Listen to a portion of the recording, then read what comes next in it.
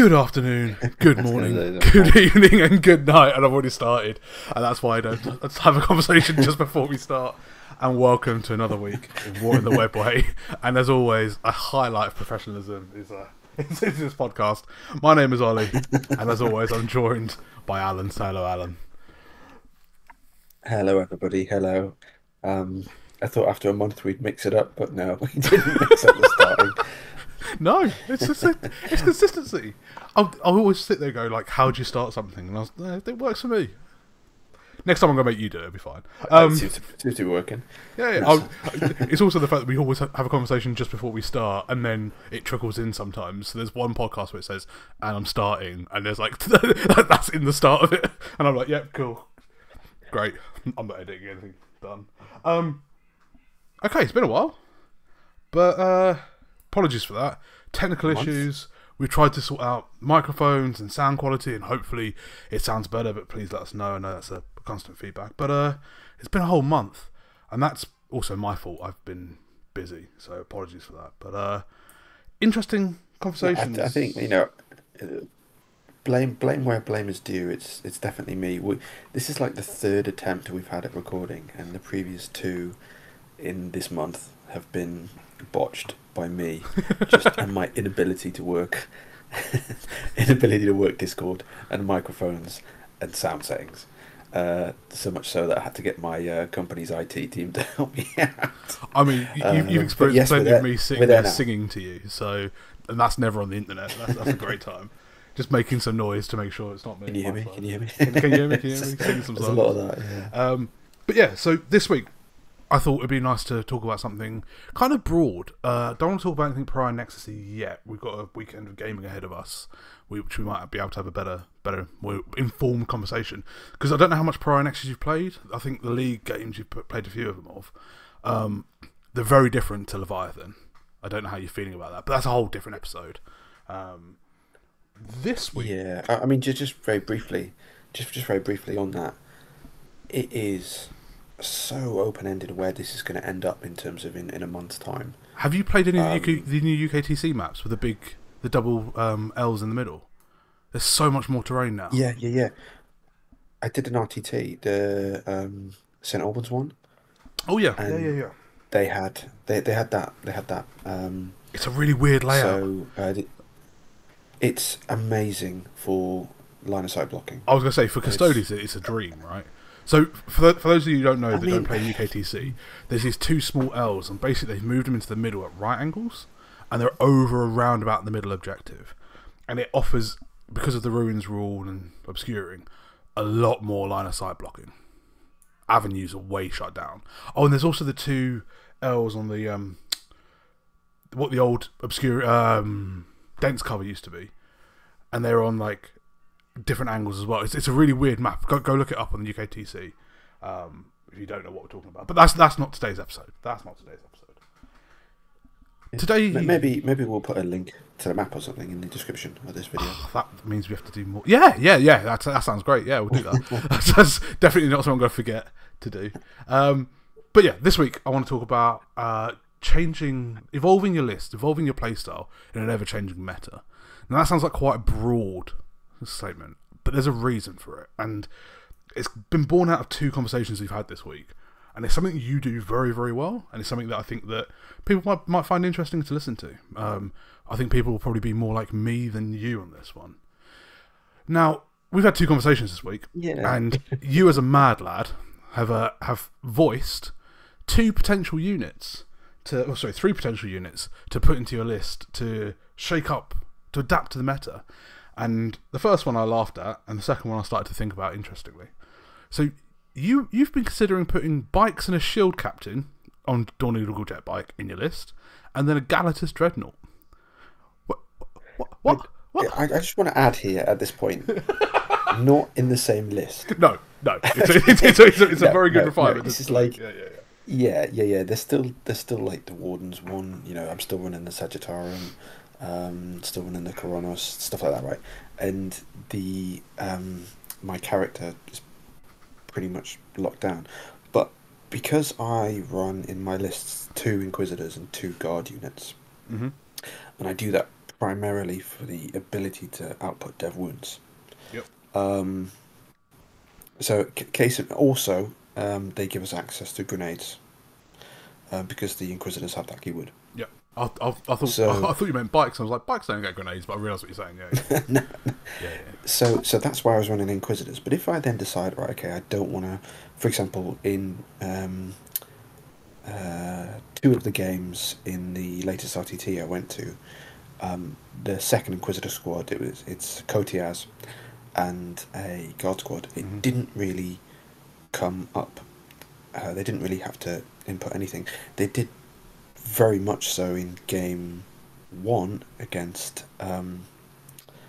World Eaters, because he gave me a 5+ feel no pain into all Against the 8 demons. band. Yeah. So that was I won that game, and it touch and go for a few turns, but then after that it was mine. But if I drop that, then that gives me 75 points from Kotiaz. It also gives me another 180 from the Guard squad. Yep. So then I'm looking at, right, okay, what can I get for 250, that kind of mark. If I then drop the Inquisitorial Henchman, because I've only got one Inquisitor, and that will be Kotiaz, that will be Draxus. Yep. So she will then go with the Guard squad. Always. It will mean that gives me enough to really play around at about 300 points, which is pretty much exactly what 2 bikes and a Shield Captain on a bike was, with the extra damage, extra strength enhancement was. So I was thinking about it. The reason I like it is because of the reduction to heroic intervention. Yep. And the fact that I can do it for free now on my Shield Captain. Yep. Yeah, so it's not really going to have an impact if someone has, for example, a Archon or a Calidus assassin. So it's kind of opening me up for that. Secondly is, if I heroically intervene and get to a point where, even if I don't kill what I'm going into, I can just tag one unit at the side so that whatever I go into doesn't then hit me hard. At the end of that fight phase, I can make a fallback move of 12 inches. Then it goes to my turn. So then I'm making another move of 12 inches. Outside of the heroic intervention, I really don't think there's a space for bikes. Yeah, so it was a specific niche case. It gives me that option. So very niche, yeah. But what I love, so I instantly went, what? and then I was like, what? Because you come up with some like left field ideas. Sagi in a Coronis with Valerian doing stuff that always works for you. But like, I'm sitting there going, I don't think that would work for me. But 2 bikes and a Shield Captain, I was sitting there and I was trying to work it through. And you explained your rationale, and you're like, look, I can get the heroic intervention because I make a charge move, and because of Lance is not a benefit of charging, you still get Lance on that. So you get, 5 attacks each for a bike and 7 for a Shield Captain? Is that right? 17 attacks? It's 6, so 16. Is it? Okay, fine. He's, for some reason, that Shield Captain has 1 less attack. Brilliant, of course he does. Because fuck Shield Captains, bike captains. So you get 16 attacks with Lance, and then you fall back afterwards, and then you get a charge, and then can you fall back again, or is it once per battle round? It's once per battle, so no, it's once per, not battle round, but battle. You can only do it once. Oh, it's once per battle. So you would charge in. Yeah, you would charge in. You'd kill whatever you're going into, or even just graze it a bit. Then you'd fall back at the end of the fight phase, or if you've killed it, you move. Yeah. Once you've moved, it's more for reach, right? Yeah. What we're finding in this edition is fast moving armies are winning, 1,000%. and they're doing that because they're scoring. Yeah.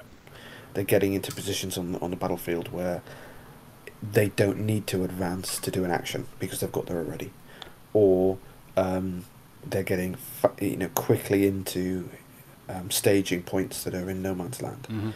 Now because we're not running bikes, because bikes are shit, unless potentially this would work. But my point being is, if we don't have a Venatari, on the battlefield to begin with, or B, a land raider, or potentially C, a blade champion that's starting on, then we're not going to have the ability to do long-reaching moves with our infantry. Yeah, so That's a big problem. Even if we did, right? Even if we did, what's to stop something like case in point, Drukhari. Right, they're fantastic at the moment. Someone moves a venom up onto an objective hidden. You know, well, you can't get on the objective unless you charge that venom. But if you've got 3 Venatari, you charge, you destroy the venom, and then all of a sudden everything gets out, and they own the objective because what's got out is more than what your OC or something. Exactly, and all of a sudden you're like, right, well, you know, that's kind of pointless. You're trading that for a venom. You're not even trading it for points. So we need a way to be able to kind of do damage and get so far movement into our opponent that we can get into the really juicy stuff that's valuable to them. At least that's my take. So the reason why I like this, the reason why I love this, is that you haven't written off any part of the codex, and it took me a while. 2 units. 2 units I have. Knight Centura? Guess. Knight Centura? No, actually. No. No, wait. You don't like Vendreads. Vendred? That's one. The second one is the Telemon. Oh, that doesn't count the codex. I was thinking pure codex, but yeah, the Telemon. Okay, yeah, sorry. A high toughness. Data sheets. 4 up in Van, reduced damage by 1, Telemon. It used to be better with Tank Shock when Tank Shock was on the strength, but he's not that many points. I wouldn't write for Telemon. It's just the shooting. Yeah. It's the shooting. That's the shocker. Okay, but what I'm saying is, you can still think quite objectively and go, there is play in a way. I mean, you were the one talking about the Vigilators with the Knight Centura coming out of a Rhino, and then you showed me what it does, and I was like, oh damn, like that's a lot of reach. And I'm so stuck in my ways. So I'm like, bikes are awful. You know, I can go Alaris has got a point. I'm not necessarily going to run in him, but they've got a point. But bikes are awful. There's no chance for having a bike. So when you showed this to me, I was like, no. And then I was trying to think about the play, and as you just explained, it's about the reach. It's about being able to move 24 inches with 2 charges in that, with both having Lance, with having the free heroic intervention. And it, depending on when you time it, you can get a lot of use out of the captain's free strat, because if it's, say, you're going first, so you do it in their turn, and then you get this free strat in your turn as well, the way it works out. Like, now I'm starting to go, oh, interesting, there's some play here. My worry is it's only 16 attacks, and you don't have to kill to be able to do the move. That's nice, but it's a lot of points to pump into them. So I then sent you back going, I'd rather have 6 Venatari, because they can go through walls. So the other thing about this is, because bikes can't fly the way they used to anymore, you have to go around all the terrain, and with the way the new terrain is, I think it's quite restrictive in terms of where you're going to be able to put them. Whereas at least with Ven, they can move through the walls, so you can still get the heroic invention off there. You can still move through walls, but it was just fascinating, because I was like, but I'm going to go back to the units I know, and you were like, okay, cool. So another idea, Galatas Dreadnought, and I was like, what? Galatas Dreadnought, and I was like, and then he's like, so specifically that there's a build out there, and I'm going to bring this up now. If you're in the same chat as me, whatever. But somebody said Drukhari are a really good matchup for Custodes. I've always gone through them, and I looked at this chat, and I sent you a message and went, that's just not true, is it? And you're like, no. And I was like, I didn't think so. But this guy was adamant Drukhari are a good matchup, whereas we think Drukhari are a bad matchup. The nesting dolls, the new terrain, the ability to get back in, and then you get Lance. And then you went, but against the Galatas, there's still going to be -1 to wound, so they're still going to be winning on 6s. So now you've got a flamer that can take a hit that isn't going to die, so they can't get back into the transports, that will be able to clear either in Overwatch or take the hit in combat and then clear in Overwatch and then charge on something else. And I was like, interesting. So it's got multi-use, but there's something that you're very specific about, which is hard-hitting, fast, cheap units, and what do you do about that? And you saw the Galatas as an option potentially. Again, we haven't tested any of this, but it's the way that you're thinking about it. Into someone, I mean, don't get me wrong, into someone like a Tau, the Galatas is just it's kind of like whale beached. It's not going to do anything. Into a Kipper beached, I should say, but into like Drukhari, for example. Drukhari on top, they've got a very high win rate, and it's because it's very fast units, like we spoke about MSU. You can't hit the bloody things. You can't hit. They can get back in. It's all kinds of shenanigans because of the high movement range. They don't care about the fly, okay, because they just go round. They come out, they hit you with rerolls because of the empowered. They hit you with lance +1 to hit, +1 to wound. All that, right? Yep. So, that going into a guard squad is going to wreck face into guard squad. It's going to cause significant damage. That going into a warden squad, you need to then pop your Fort Feel No Pain to survive, or you need to have Valerian in there to lower their AP by 1. Yet they can get around that, right? They can still get around that through multiple ways. So I was thinking, how are we going to be able to compete against them and not spend too much points on models? So the Galatas, in my head, I was thinking, okay, it's -1 to wound in combat. So what are its weaknesses then? Well, the weakness is the movement, and secondly, the weakness is in shooting. Right. Well, what are Dark Eldar running? Well, a lot of Dark Eldar are running the Ravagers, witches, and the witches, and so if I can protect it somewhat from the boats or the Dark Lancers to some degree, then the flavour of the month really for the competitive lists, if you actually look at them, a lot of them are going down the haywire. Yeah. Now, if they're going down the haywire, that is absolutely fantastic for us. Because you've got the mortal wound protection back. You've got the mortal wound protection of a 4-up for 1 CP. So all of a sudden, someone gets 3 haywire shots onto us, or 4 haywire shots onto us. They're hitting on 4s. Say they're hitting on 3s, they give them a buff or something, I don't know. Say they get 2 through, or 3 through, and then they roll 4-ups to do it. Say they get 2 through, that's 6 mortals. 1 CP, all of a sudden it's 3. The next squad does 3. Normally that would have one-shot us off the board potentially, or almost one-shot us. So we've got the protection against their shooting. We've got the protection against their if we position it right. We've got the protection against their combat. Can we get excess movement? Well, the way that Drukhari are, I'm not worried about getting charges off with this guy. He's meant to take the charge, survive, and then kill. So I can, to some degree, counter the movement just by advancing him.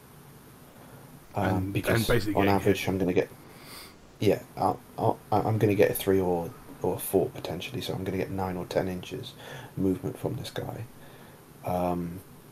So it to some degree counters that problem. So outside of those 3 issues, now yes, this would be against Drukhari. Guaranteed, if I went, let's say for example, if I took one to Goonhammer in September, I wouldn't play Drukhari out of 6 games. But in this conversation, I think the Galatas potentially could do well. It would also potentially do well into Eldar. And I think it's a strength 6 flavour, right? 6 -1/1. Yeah, 6 -1/1. It would also do quite well into Worldies. Something like Jackals or anything else like that, moving up, easy kills. Well, it's not just that, but Berserkers into him, they're only on 6s. Even if you give him the +1 to wound. Yeah, that's a fair point. Right? Because he's, so all of a sudden, Berserkers, so that means he's got to throw probably no, it wouldn't be 6s, right? An Exalted. It's T10. So World is a strength 5 base, +1 what strength +1.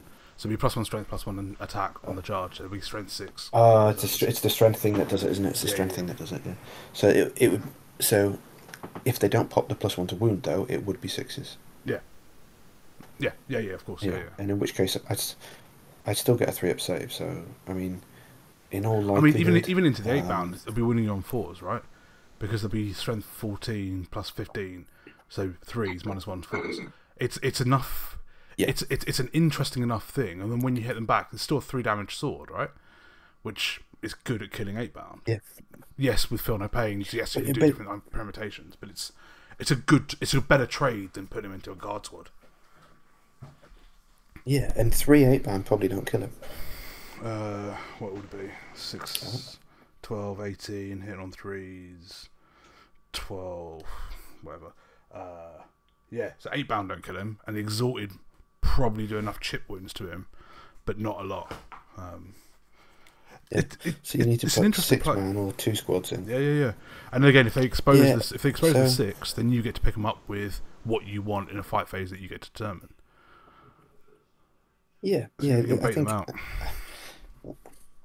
it's an option for us. He's 5 points cheaper than 4 guard, Yep. but he gives us something slightly different. And if you haven't got someone to go with the 4 guard, Then not really. then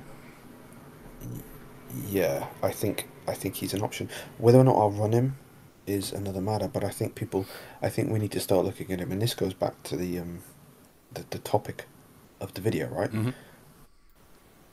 If you look on Meta Monday, Mm-hmm. I saw out of all of those, all of those tournaments where they list, the top 10 or whatever. I think I only saw 1 Custodes in this whole ranked. I'm surprised. I'm not surprised by that. On really. the latest one. Yeah. I'm not surprised by that. And people are saying, "Oh, we're kind of back, and I think a lot of it's because we've got 1 list or 2 lists that people are running, and I think people need to start adapting a bit more, and getting reps in, right? Look, So it's about not just turning up. So if I did this, and I'm going to be completely honest with this because it's how I play and I'm stupid with it, but I would turn up with a Galatas and I'd throw it up the board and it would die. And then I'd come onto this podcast and I'd say, right, Alan, Galatas don't work. I lost it all 3 games. I just threw it away. And then it's like, no. He's there to do a specific job and to specific matchups. And I think one of the things that's interesting is that if you're going to a tournament, and the first game's always a crapshoot, but it depends how many games there are. But the third game, you can kind of predict it's going to be a flavour of Marines or World Eaters or probably something like Drakari. Like you read the Meta Mondays and you can see what's winning, and you're like, okay, so how you personally think is like, okay, so I've won my first game, I might get lucky in the second game. Now in the third game, it's going to be the more likely things I'm going to be playing against, and so you're already building a list that. In those first 2 games, yeah, you might have to play it slightly differently, but in that third game, that gets you the win. It's that tech piece that you know how to get the best out of, or that you think you get the best out of, and it's a really interesting way of playing it. It's kind of like giving me a bit of a dilemma actually, because Kotiaz is there obviously for the anti-demon, but he's there for the anti-psyker. Yep. Element of it, the 5+ feel no pain into 1,000 Suns, and so is Greyfax. Greyfax is there to just snipe out characters and stuff like that. Like, yeah, but when I ran it, but Draxus is like an auto take, right? So it's always Draxus, and then it's either Greyfax or Kotiaz. But I think the issue that I've got now is I'm like, right, if I come up against 1,000 Suns, I'd much prefer Kotiaz. 1,000 Suns are doing really well. Yeah. So I'm like, I don't know. It's a weird one. I really stupidly overthink things, and I think we've got our codex with these changes they're making. Our codex and also our Forge World, so our data sheets are becoming more relevant. I do think we've written off a lot of them. And rightly so to begin with, because they were utter dog shit, right? But now I think they're starting to get more relevant as this meta starts to take shape. And I do think that if we're going to get to a point where MSU Drukhari is back big style, or MSU Eldar is still very, very much here, I do think Galatas will become more prevalent. I think understanding that there are still cheap units somewhere that can do the trade game in our favour is a really interesting point to make. And some of our comment section is like, I lose, or I'm playing this and that's all I've got. It's like, okay, but if you've only got bikes, why not take a bike with two bikes with a shield captain and see what he does? Because people aren't expecting it. People aren't expecting that. They're expecting the Alaris bombs with the wardens and whatever. If you've got some Forge World, try play the Augmatus bikes. They might be terrible, but there's always a way to improvise a list, right? It's still still a Custodes body with the top for it. Yeah. Simple trick to do. In the charge phase, you can move over your models and your opponent's models, right? When you charge. Yep. Not over opponents. If you're no, not over opponents. Sorry, over yours. That's right. So my point is on this one. If you're running the guard, the shield captain, and the two bikes, get 2 squads of flame assisters, or 2 squads of prosecutors, or even 1 squad and 1 squad of voidsmen at arms or something, and dish them out in a line directly in front of your shield captain with his squad, so that they can't charge through to engage the squad. Yep. Then when they charge, you can heroically intervene from safety, and just charge over your units. Yeah. And bang, you've done the heroic intervention, but also spread your models out so that you can heroically intervene on the tip of one of his charge units. Yeah. So therefore, you only get 1 or 2 models fighting into you. You're not going into the midst of them all. You know. So, and again, you don't need to kill them before you make the move. So it's all about positioning. It's all about using that kind of stuff. So that's a bit of a tip. But interesting, what I wanted to ask is, people listening, Ollie is running... are you still running CSM? Yep. How... Like, because your codex and your changes and things like that are coming in, and it's... I'm interested to see if there's any parallels, really, between Custodes and CSM in terms of unit selection and kind of how you would decide what goes in your list. Like, what categories are you choosing units based on?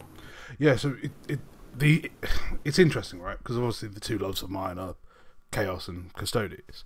CSM has a much wider, a much bigger codex, more detachments, more use, but people were quite hot to like take things in CSM. Now, I looked at Predators before Predators became a thing. I didn't trend set or anything, but I'm already looking at Predators, and I'm like, 130 points back in the day for what the output of it was. That's incredible in terms of points. And so I'm thinking I need a fire base, 2-3 Preds. I actually bought a 3rd Pred. I swing right of, say, Vindicators, because I think they're too swingy. How I build my list is, for Prior Nexus and for just general, I need something that can challenge your objective. So usually on let's call it 5 objective map. I want something that can sit on my 2 objectives and can take a hit. Something that can challenge your objective to try and like force it over there, and something that can shoot, and something with a bit of combat. So originally, a list I played last week had 10 Raptors and a Raptor Lord. Now the Raptor Lord's not very good, but some of the stratagems can then be flowed through, and it all died. And I was like, cool. But it's trying to do a job. It was trying to do the job of force an objective, kill something. And then I started thinking, what's the thing my CSM are lacking at the moment? And now I'm running Renegade Raiders, which is the Red Corsair version of extra AP if you charge an objective. And there's a couple of ways you can get rerolls out of that if you don't take Abaddon. If you come out of a transport, you can get some rerolls, etc. But Warp Talons then become more interesting for me. And then I was like, okay, is Renegade Raid the way that I play? You have to kind of understand the way you play. And if you're playing Shield Host, let's go back to Custodes. If you're playing Shield Host versus Talons or whatever, understand the thing that it doesn't do. Now in Chaos, I'm not playing Renegade Raiders correctly. I'm not playing the right units. I've got some speed there, but I'm not playing the right units. And Pact Bound is actually much more interesting for me. So I'm like, okay, I can get all the rerolls if I take Warp Talons. Now, Warp Talons were nerfed, and everyone thought they're terrible. I think they're still really good. They're expensive, 135 points for 5, 270 for 10. but they're doing a job for me. They're doing the job of combat with full rerolls. And as a Slanesh, they're getting 5s to hit all spike, so it's something like 40 attacks with 40 hits, and then rerolling all wounds. And then if I kill something, they still go back up into the sky. So similarly, they can go through walls. I can deep strike them. I can then rapid ingress them, do heroic intervention, kill something else, go back into deep strike. So then I have a 270 point unit that can come down anywhere on the board that can do something. Again, specific. It's a very specific thing. I can't go into a land raider. It's not going to kill the damn thing. I can't go into a big squad of Deathwing Terminator Knights with this unit. But I can pick up, say, infiltrating scouts and not have to lose any of my models to do it. And so that's how I've tried to pivot my way of doing other stuff. The other part that I'm doing with Chaos is I love souping. I loved 8th edition souping, where everyone hated it. I loved it. You can still do quite a lot of souping with CSM. So you can get 500 points of demons, you get 500 points of knights. So then I'm looking at a carnivore. Carnivore's battle line. It's 140 point chassis. If it moves 12, I think it is, or 14, with good damage in combat. Now, can that flip the objective with OC8? Absolutely. If I lose it, do I care? Not really. But now I've got something that I can like throw away, and you have to deal with it. If you don't deal with it, it moves on and can kill a lot of things. Demons are really good value, to be fair. Everyone was looking at before at the blue scribes and the changeling and the character side of it, but blue horrors are great. They infiltrate. There's very little in the CSM Codex that does that. There's nothing actually. So there's a couple of things that scout the New Accursed Cultists, but nothing really infiltrates. So I look at demons. Everyone runs Nurglings, but Nurglings have no OC. But blue horrors at 125, and if you kill them, they pop, and they've still got OC. Really good unit. Battle line unit. So I'm sitting there going, what do I need to do to play the game? What do I need to do that if I play into a mirror, they won't have? I don't know of anybody else, and if you're out there and you play CSM, who play blue horrors, but I think they're incredible. We were talking before about pink horrors. Pink horrors got OC too. 15 points more, they don't infiltrate, they deep strike, and if you kill them, you get blues. Brilliant unit. So thinking outside the box of like, okay, you're not just limited by your codex. And this is what's interesting about Custodes. It's got such a limited codex, but with things like Imperial Agents on the horizon, you're already running Inquisitor or Henchman. You've spoken before about running the Infiltrate guys. Who are they? Rogue Trader Entourage, that one? Yeah. I mean, those are. I think those are going to be absolutely massive. The more we come in, I do genuinely think that they're going to be really. Okay, so for those who don't know what they do, we've spoken about this before, but they're huge, and I think into factions like yours, they're going to do it. The problem is the price point. They are pricey, but they do something the rest of the codex doesn't do. There is a gap there. So they infiltrate, right? So they infiltrate and they give whatever unit you're with, because they're a character unit in Inquisitorial Imperial Agents. They give that unit infiltrate. Now, what you do, you can only put them on either breachers or voidsmen, but you put them with a 5-man voidsman squad. It pushes them up to 155 points for those 4 models and 5 voidsmen, and then it gives them battle line. Now, the reason you do that is because they have an ability, which is D at the start of the battle. You can redeploy D3 battle line units before you know who's going first. So if your opponent's got lots of infiltrate, you can spread these across the middle or whatever if you win the roll off, and then redeploy them to safety. Now, if your opponent's got lots of scout, you're gonna have to leave them there, but you can redeploy them to kind of block wherever your opponents put their scout models, and also put them somewhere that your opponent's going to have to move out to kill them, because they're actually really doable. This is another unit. And then they've got Feel No Pain or something. They've got something stupid, haven't they? It's not yeah. So basically, the whole squad will have a 5 from the pain. Yeah. So even the Voidsmen. So the Voidsmen are 5 ablative wounds with 5 of inner pain. Once they've died, you characters or your rogue traders get a 4 up invulnerable, a 5 up inner pain, and they have 2 wounds each, apart from the final guy, which has 4 wounds. Really? Now, yeah, if you kill them down to the final guy, then you've killed the guy who has the 5 up inner pain equipment. So you just have a 4 invulnerable. But they are so hard to kill. And you have to overcommit to kill 150 points. Like, it's a lot of points. Exactly. You have to dramatically overcommit. Which then, if your opponent is a shooting army, shooting armies normally have infiltrate or scout. Something like look that. Look at Votan, right? Or look at Tau. You can block that. And if you get first turn, if you haven't moved and you get first turn, you just move these guys, advance them, and just spread them over the gap that your opponent's Sagittars or land fortresses or whatever want to try and Lehman Russes want to try and get out of. And all of a sudden you've move blocked them. And it gives us access to units that can do that. Because we don't, tell me another unit that can move block. No. In the Custodes army, turn 1. We don't have one. We don't. And being able to then dictate how somebody plays is invaluable, right? I personally prefer that play over the bikes,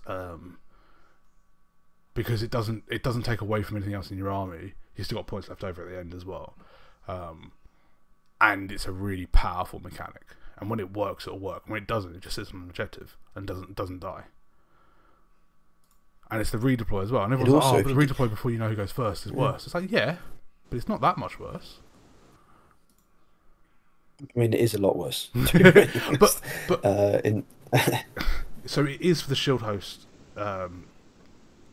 enhancement, right? But for the rogue trader entourage, it's the same. It doesn't take away from what that purpose of that unit is going to do. That's what I meant. No. And because it's D3 units, right? I always find that whenever I put Draxus down, my opponent's meticulously measuring out 24 inches. Yeah. Because of her 18-inch non-line of sight shooting. Of course. So the thought of being able to go, right, I'm going to pick them up and put them over there. And then the best thing that I do with Draxus, in my opinion, is turn 1, move and advance them up to a bit of a staging area that I know the opponent can't get to with anything really valuable or that's going to kill me. But that is within non-line of sight shooting of everyone squishy of his. So he's got to he's got to commit, otherwise I'm just going to pick him off, or he's got to fall back. And if he does commit, then I can just move out and I've got my double shoot with all my death wounds, my non-line of sight, and then I go in. So Draxus is using this in conjunction with using Draxus is quite good in my opinion. It's really good. One thing I have noticed about the new layout with the terrain is that it sucks with the Koronos. Are you I had real difficulty moving the Koronos. Well, I had real difficulty moving him, and he's doing a really good job with the Sag. It's so reliable. And if I'm going to drop him, I have to put Caladius in, but I get exactly the same problem. But then you're not. But the Caladius, I think, is probably scarier. Maybe I'm wrong on that, but I'd say it's probably scarier. At the RTT I went to, playing against Chris Patterson in the 3rd round, really good player, really nice guy, amazing guy. Chris, if you're listening, you're awesome. And he had a Wraith Knight, and he had Scourge spam, and he had lots of Harlequin boats and a few warp spiders. I can't remember exactly, but that Koronos and the Sag over 2 turns of boat shooting and 1 turn of Sag must have done 10 dev wound Wow. on the Wraith Knight. Wow. And then I used an Inquisitor to do a grenade, and he did 4.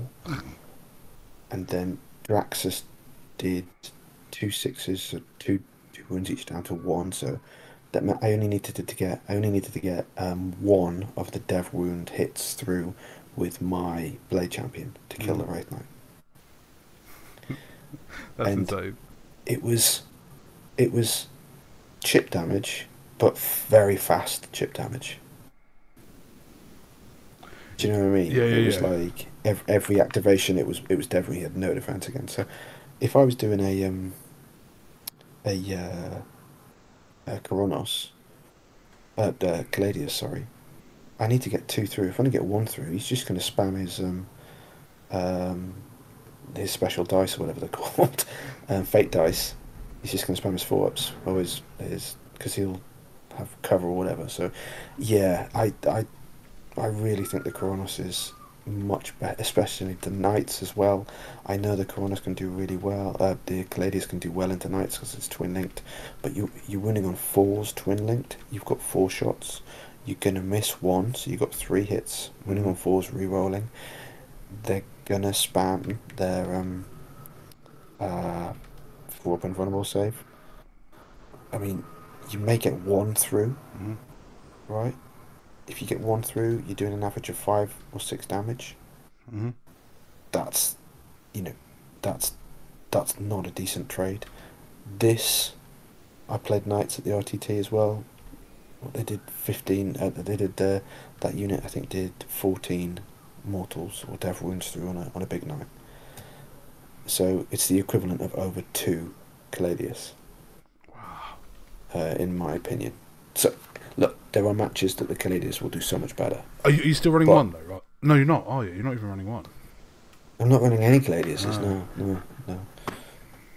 I don't know. It's a weird one because it's all dependent on meta, right? Your local metas, your local stuff.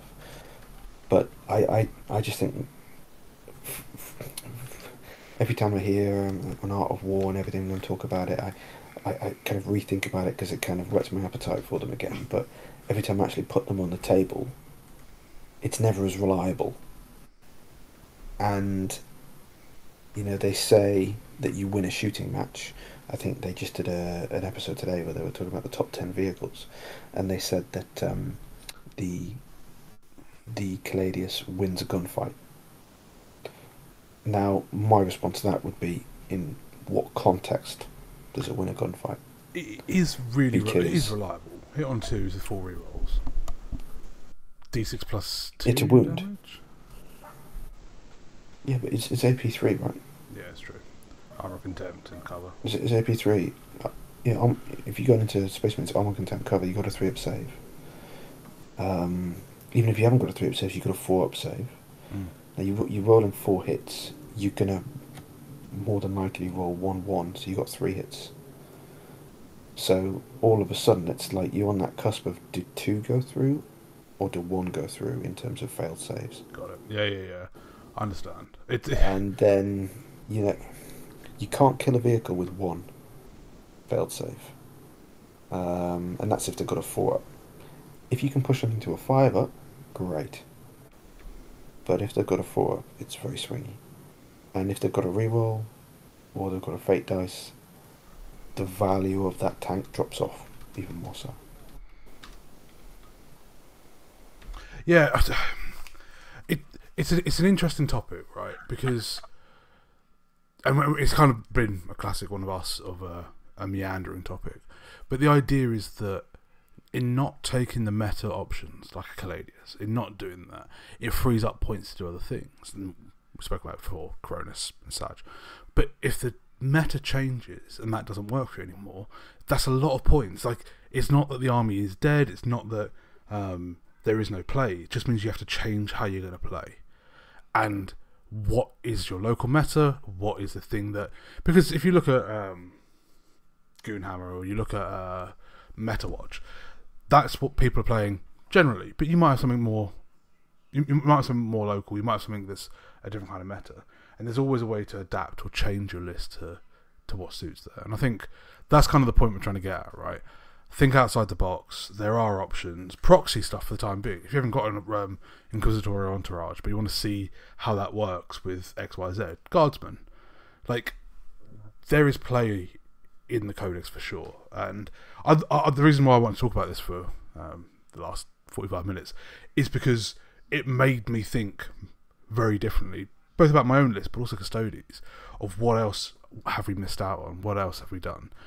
I want to see you use bikes. I want to see that happen, because in our game on Saturday, I want to see that happen personally, because I'm going to forget about it, and then you're going to kill me, and I'm going to be like, right, next week, bikes rule. I think if you're against a good opponent, he's not going to charge somewhere where they can heroically intervene. I mean, I did. I charged my Warp Talons into a bunch of World Eaters. I'm not saying I'm a good opponent, by the way, but I charged my Warp Talons into a bunch of World Eater Jackals, and the guy heroically intervened as Demon Prince. I was like, cool. I'm not going to kill the Demon Prince, am I? So the Warp Talons can't disappear. Completely forgot what heroic intervention was a thing. And that's the other thing, right? The meta's actually helped us massively. The change in the balance status slate for core stratagems is so good for us. Especially if you're running... Yeah, especially if you're running Shield Host, because our strats, the Fort Film of Pain into Devilwind 1, that's a good one. That's a really good one. Outside of that, I mean, the only other one I'm using is -1 a hit on an objective. Oh, really? That's the only other one I'm using. Oh, yeah. I don't use Sticky, because it's got Custodian Guard, like Battle Line. Fair, yeah. And I always find that I'm throwing them forward a bit. You know, I should probably not. But I don't use the extra attack because I don't think it's viable anymore. I don't use... I use the full back and charge, but the units that I tend to kill whatever I'm going into. Or if I don't, I want to be in combat. Because I don't want to give myself an option to get overwatched. Got you. So I tend to find that I'm using far more of the core strats than I am using of the Shield Host strats. Now flip that around. Talons, you want to be using those strats. Yeah, so strats are decent, right? Or Auric, even though Auric's the biggest pile of turd ever, you still want to be using those strats. Out of interest, has Auric been supplanted by Null Maidens as the most useless detachment for you? I've run Null Maidens twice. I know. And I really enjoyed it. I just want to put you on record, because we did the whole Codex review, and we're like, Null Maidens is dog shit. What we do with Null Maidens? And then you ran it twice, and you're like, right, Auric Champions, terrible. Null Maidens, not as bad as you might think. No, it's still shockingly bad, because the only thing that won me that game was my Bricks of Wardens. Okay, fine. It wasn't the Null Maidens that did it, right? It was the Wardens that won it. The guy that won it, the guy that won a tournament with Null Maidens, had like over 1,000 points of Custodes. Or I think it was like 1,300 or 1,400 points of Custodes, because he had like bricks and he had tanks and stuff. Right. So, Null Maidens are there to do a job. It's not a good good detachment, but it's fun. You may win it to an RTT or something like that. Got you. But yeah, we are looking at it from a Custodes competitive point of view. Everything is centered around Shield Host. For me, it was before the changes. After the changes, it definitely is. I mean, looking at the WTC, there's only 6 Custodes I think there are, but they're all Shield Host. No Talons. And we said that ages ago. We said Shield Host is the best of the detachments. And we were right. Before the change as well. And now, I mean, it definitely is now. But before the change, it was far better than Talons. But yeah, it's a shame. We're right. That's what it is. That's all. Oh, okay. But yeah, I don't know. It's a good one. But we are doing a to move on slightly. We're doing a practice day on Saturday, because basically most of our team are going to the Goonhammer tournament in September, and I don't know about you, but I have no idea what I'm going to take. I think I've got the core of my list sorted, but every time I look at Meta Monday or something, it just seems like there's a new threat popping up, something that I need to deal with that my current list doesn't have the ability to deal with. I think by So the I'm time that we kind get to Goonhammer, it'll be very established with like Dracario in Ascendancy. Uh, it was interesting. So I did some stats on what's in WTC, and like T-Sun's Grey Knights are massively overrepresented as well for teams. But there's still threats that I teams are very different. 100%. But there's still threats that I'm sitting there going. Well, to be fair, I had a bad Grey Knight experience where he absolutely wrecked me. So maybe I think Grey Knights are too impressive. But the way that Prime Nexus is playing out, I think for me it's less about what I'm taking and more about how I'm playing Prime Nexus. It's a very different rule set for me. And that's why I need to get the reps in before September on. We've got just over a month, and I want to try and get just as much prior. Just on the Galatas, into Grey Knights, the Galatas is incredible. Because of the combat, right? All his Terminators, all his infantry are hitting, wounding on, winning on 6s. His Nemesis Knights are not. His Nemesis Knights will probably kill me, but with a 4-pin Von, if you only got 5 attacks, it may swing. But the kind of the point with that is that you've got one asset there that you're not going to throw into a Nemesis Grandmaster. You will use him to go after the Terminators or whatever, right? Like, it's not about throwing away that tech piece, it's about using the tech piece. It's also base size. He can't drop 3 inches and be on an objective. True. If I cover the middle. So, but also, you mentioned Warp Talons. Mm-hmm. You know, 6s. You've got a full reroll, but you're not going to get. Was it 20 wounds through, so that I, fail on my 4-ups. You get 11. 11. So, you do 5 or 6 damage. Yep. Yeah. I mean, what you said was 5 points less than a guard squad, so 175. Yeah. I don't. If he if he moved more than 6, I'd be there. Moving 6 sucks, but I can understand having one piece like that. I don't. What would you do with the other points? Because you said dropping the Inquisitor, dropping Courtiers, dropping the Guard Squad, dropping the Inquisitorial Henchmen is about 300 points, right? So you've got 125 left to play with. And at the moment, the list you last sent me has only got 3 Ven in there.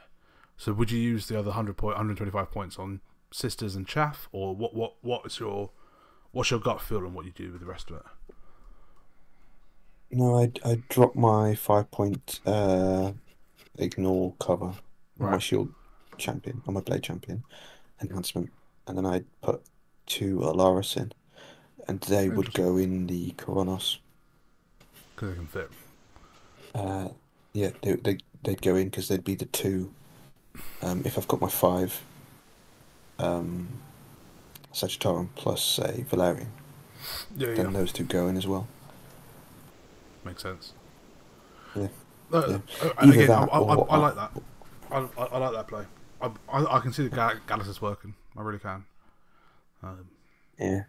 I mean, it just gives me that, because I mean, into MSU, Alaris are fantastic.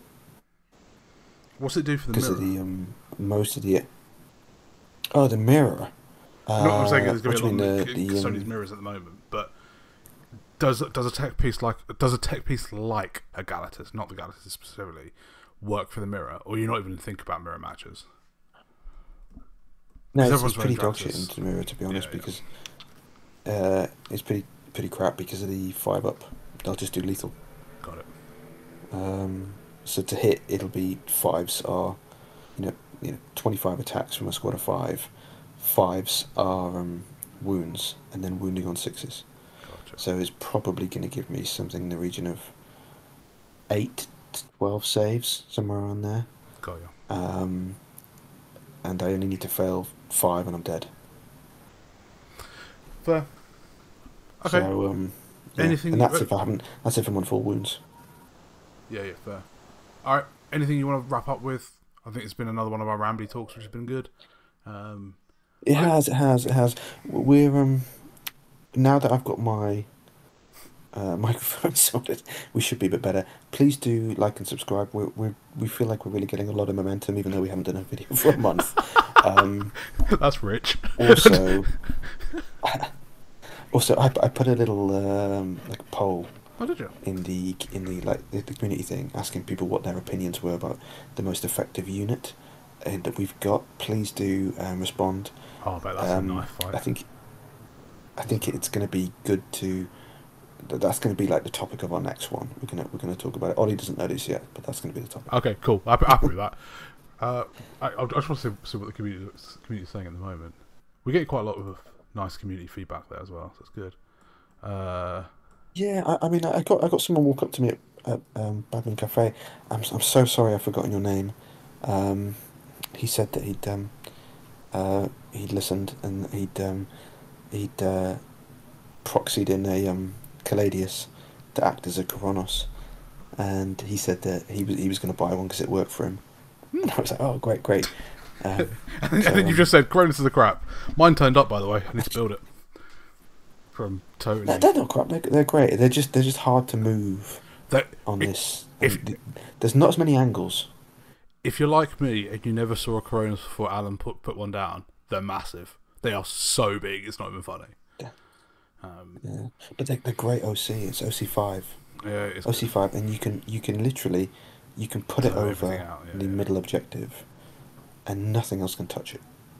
The middle objective, especially if you've got terrain just on the other side, so you can absolutely move block it. And with 16 wounds, toughness 12, 5 up and vulnerable, 2 up save, it's 200 points. They're going to have to put a lot more than 200 points to get rid of that and move it off there. Yeah. So, anyway, right. I've been banging about this for months. Right. We will be back very soon. Thank you very much if you got this far, and hopefully you enjoyed it. Let us know. Cheers, guys. Yeah, thank you. Please do leave comments, and we'll see you next time.